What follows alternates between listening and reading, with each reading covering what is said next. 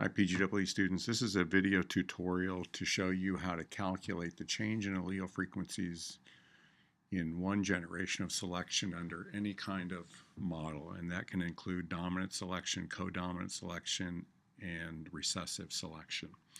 So as you recall, what we're looking at here is looking at the change in allele frequencies over long periods of time, and we generally use mathematical equations to do this over this many generations.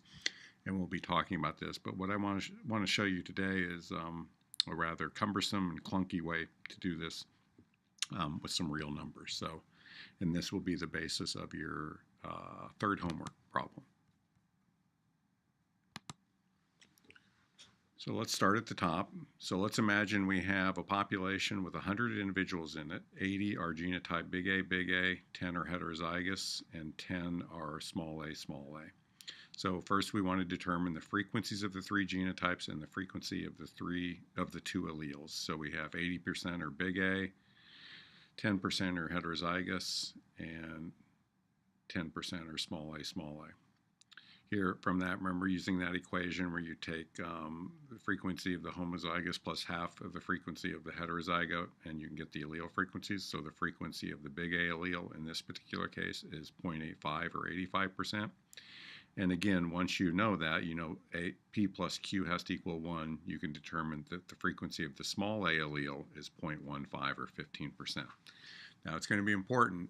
These are the starting allele frequencies, and you're going to want to come back to these once you've determined what the change is in allele frequency after one generation of selection. So here's the selection event, B. And there could be a lot of reasons that lead to this kind of selection, but we're just imagining there's a severe weather event. It could be freezing cold, it could be a hot spell, whatever it is. The number of individuals surviving is given below. So what we're looking at here is selection acting on survivorship. So we're not really looking at how reproductive fitness occurs. We're just basically assuming there's survival, and then all of these genotypes reproduce equally. So there's no difference in the sort of reproducibility of these genotypes. So the first thing, whoops, there's a misspell. We want to determine the relative fitness W and the selection coefficient for each of the three genotypes. So here are the number of individuals that survived out of this original group. So 40 of the big A survived, 4 of the heterozygotes survived, and 2 of the other homozygous individuals survived. So basically what we can get the survival rate of each of these three genotypes. So 40 divided by 80 gives you 0.5. 4 divided by 10 that you started with gives you 0.4 or 40%. And then the final homozygous genotype, 2 out of 10 survived, or 0.2. So you'll do that step, and then we want to then determine what is the relative fitness and the strength of selection acting against each of these genotypes. So first what we do is we divide each by the maximum survival rate to get the relative fitness. W, or relative fitness, one or more genotypes is always going to be 1, and it's kind of a scaling or normalizing effect. So as we look up here, the highest survival rate was big A at 0.5. So we divide each of these values, 0.5, 0.4, and 0.2, to get the relative fitness. So 0.5 divided by 0.5 is 1. So the big A genotype has a relative fitness of 1. 0.4 divided by 0.5 gives you 0.8. So a slight reduction in fitness. And then the final homozygous genotype is going to be,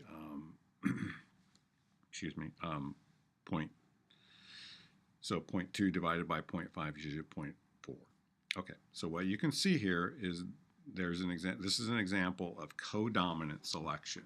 This genotype has the highest fitness, the heterozygote is intermediate, and the alternative homozygous genotype is the lowest. This is codominant selection as opposed to the dominant selection. So here, remember, S, the selection coefficient, is equal to 1 minus W. So basically, we're saying some way there's no selection acting against big A. The selection coefficient against the heterozygote is 0.2, so kind of fairly strong selection, but really, really strong selection acting against the small a genotype, 0.8. That is a very high selection coefficient and a dramatic reduction in fitness. Okay, so once you have all that, we then go on to the next steps.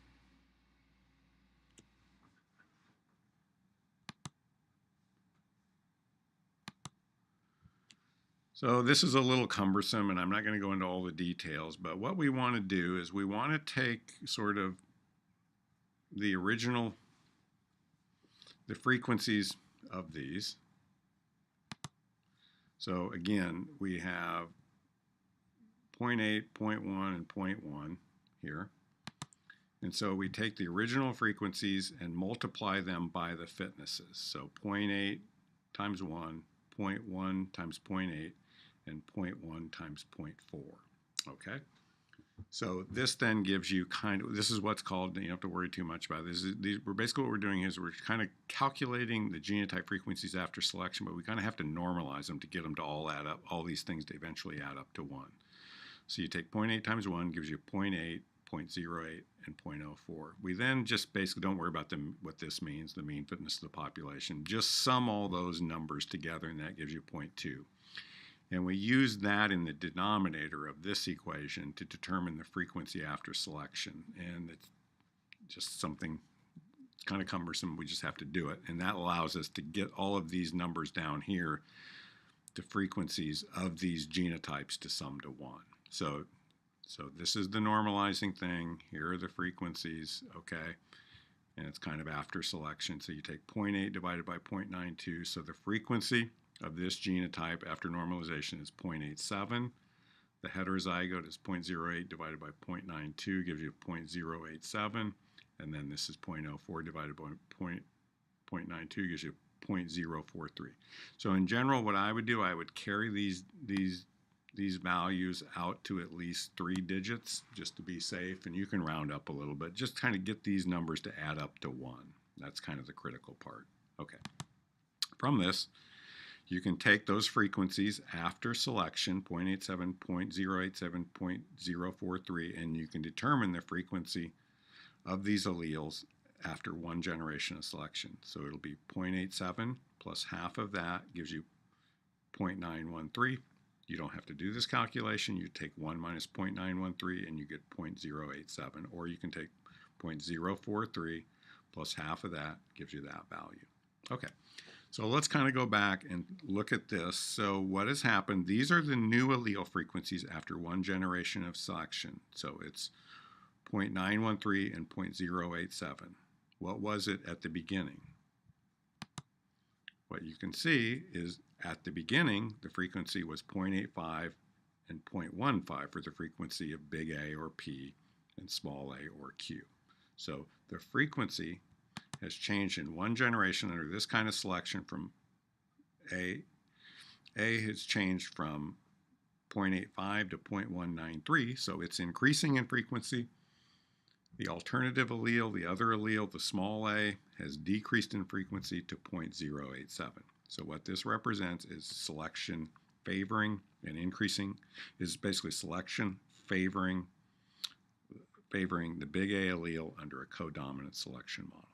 Okay, and so this is just 1 generation of selection, and you can imagine you can do the same thing. If next year the same thing happens, and you're going to get this number. If the same kind of selection occurs, this number is going to keep going up, and we'll talk about that eventually it'll go to fixation for the big A allele, and the small a allele will be lost from the population under this kind of selection. So one of the things you want to think about as you do these sorts of problems, this is an example of codominant selection, and what we'll be talking about next on lecture on Thursday is how does this differ from the case where the fitness of this homozygote, big A, and the heterozygote are equal or equal to 1, and how does that influence the rate of change in allele frequency under selection? Okay, so hopefully that will help you to do the third homework problem.